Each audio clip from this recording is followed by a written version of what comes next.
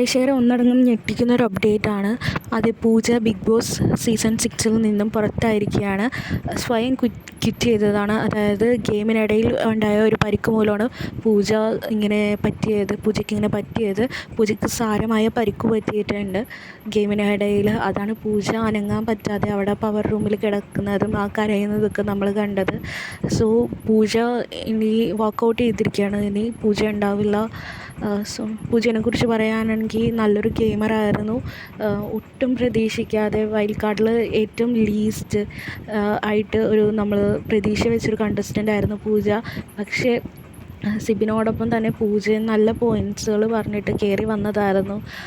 പക്ഷേ ഇത് നമ്മൾ പ്രതീക്ഷിക്കാതെ പറ്റിപ്പോയൊരു കാര്യമായിപ്പോയി. അല്ലെങ്കിലും ഈ ചെന്നൈയിലാണ് സെറ്റ് ഇട്ടേക്കുന്നത്. ഈ ചെന്നൈയിലെ സെറ്റ് ബിഗ് ബോസിന് ഒട്ടും രാശിയില്ലാത്തൊരു സെറ്റാണ്. ഇത് തുടങ്ങിയപ്പോൾ തൊട്ട് ഓരോരോ കാരണങ്ങളാണ്. സിജോ പുറത്തുപോയി, റോക്കി തല്ലി, അങ്ങനെ ഓരോരോ പ്രശ്നങ്ങൾ.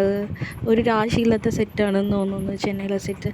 എങ്കിലും പൂജയുടെ കാര്യം ഭയങ്കര കഷ്ടമായിപ്പോയി. ഒരുപാട് ആഗ്രഹങ്ങളായിട്ട് ബിഗ് ബോസിൽ വന്നതാണ്. പക്ഷേ ഇങ്ങനൊരു വിധിയായി ആ കുട്ടിക്ക്.